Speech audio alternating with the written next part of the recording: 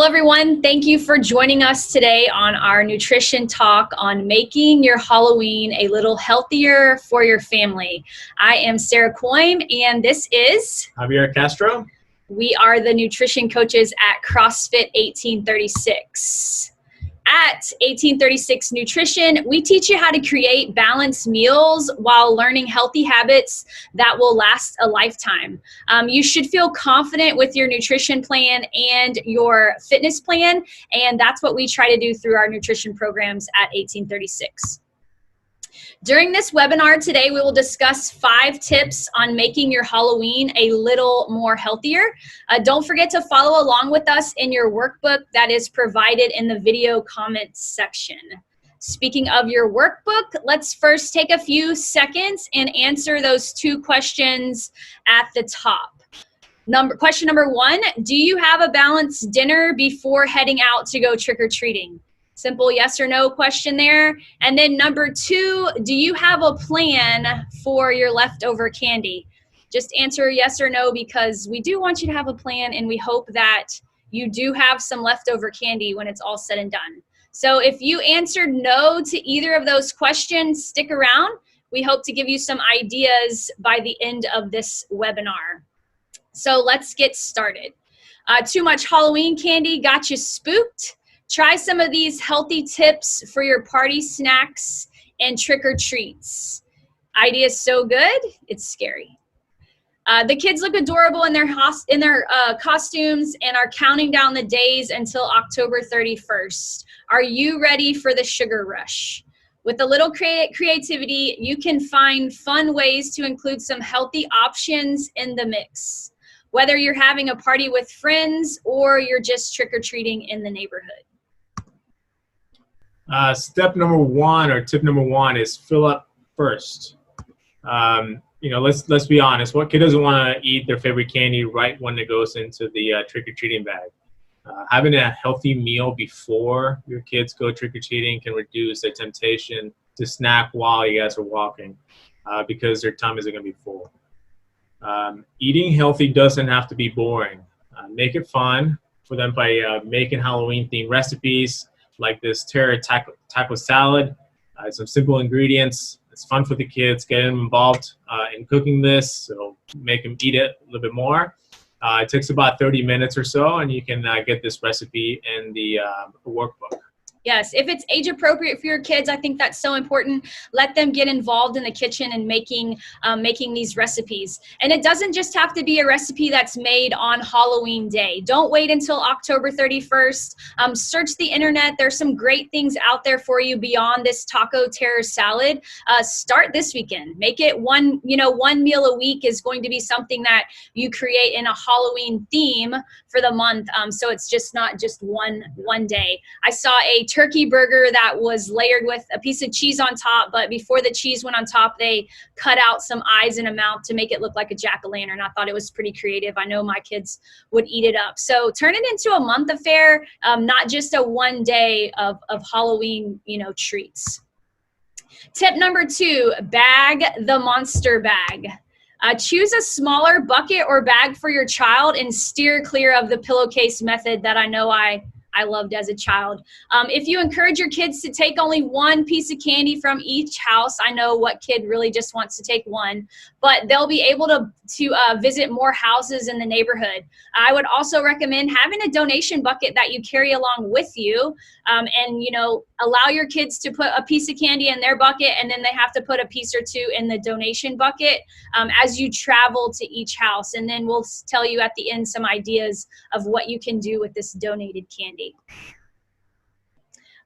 Tip number 3, get moving.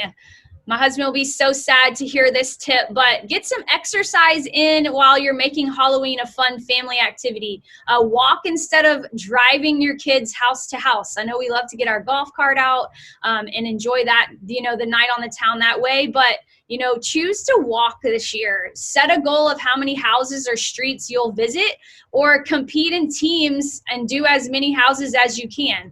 Don't forget to bring a bottle of water and a flashlight, and make sure you're wearing some comfortable shoes for all the walking we hope you'll be doing. along with that is, a lot of us kind of bring a little wagon for the kids, whatever.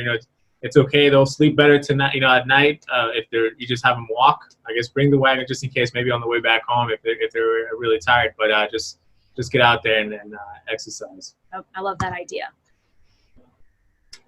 Tip number 4: look before you eat. Not just necessarily on if it's good candy, bad candy, right? It's just an overall safety tip.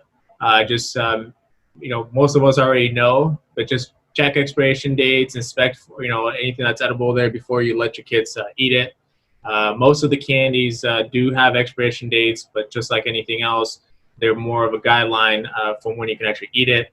Most of them are pretty, fine after the expiration date, but the quality, taste, might taste a little bit weird after a certain point.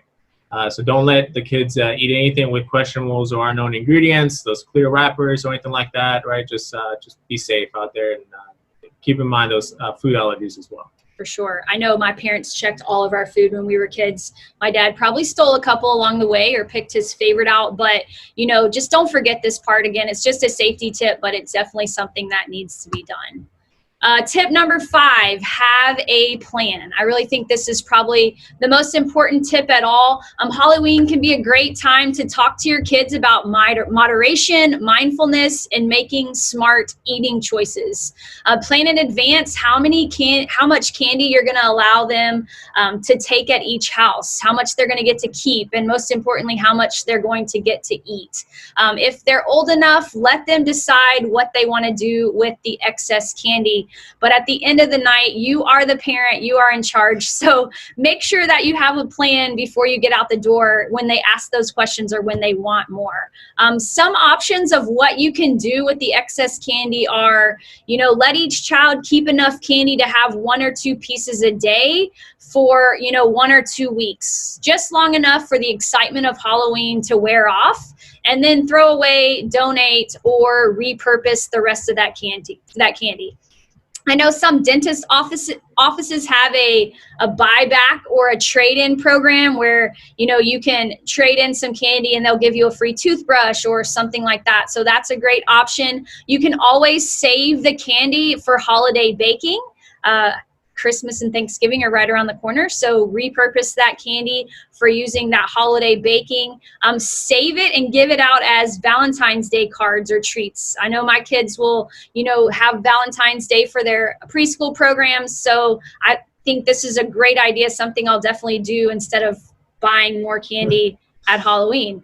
You can also donate the excess candy to a homeless shelter, a children's hospital, or care package programs for troops overseas. What a great idea just to teach your kiddos about giving back.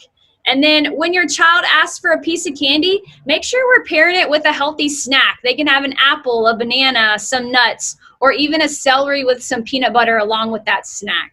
And also, if you want more ideas on balanced snacks, we also have a webinar on making balanced snacks for the family. So don't forget to check that out. Awesome. Yes. Check that out for sure. And also join us on our Facebook group, Stay Fit Kingwood, for some other free tips and recipes throughout the month. So today we talked about 5 tips for a healthy Halloween. There were Philip. First, make sure you eat a fun, healthy, balanced meal before heading out. Number 2 was bag the monster bag. Choose a smaller container for the kids, not that pillowcase. Number 3, get moving. Walk instead of driving. Compete with within the family or neighbors, or how many houses you guys are going to be able to visit. Wear some comfy shoes. Tip number 4 was look before you eat. Just keep safety in mind. Tip number 5 was have a plan. What's the biggest one, and what you're going to plan in advance, and how much candy the kids will be allowed to keep, what you're going to do with that excess candy. For sure. 5 great tips, guys. We hope you found this to be helpful, and we also hope you have a fun time with your family this Halloween. Thank you guys for listening, and we hope you have a great rest of your day.